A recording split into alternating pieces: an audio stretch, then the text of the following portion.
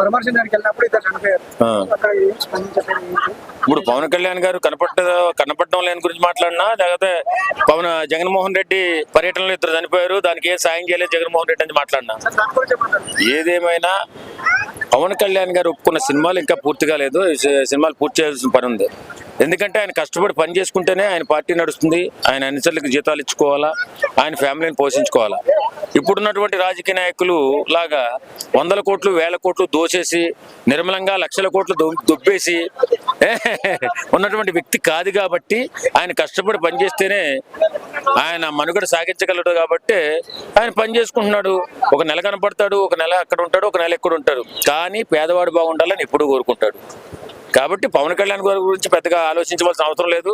ఆయన ఎక్కడున్నా పేదవాడి క్షేమాన్నే కోరుకుంటారు, పేదవాడు బాగుండాలని కోరుకుంటాడు. జగన్మోహన్ రెడ్డి నిన్న అనవసర పర్యటనకు వచ్చి 2 మనుషులను చంపేసి వెళ్ళిపోయాడు.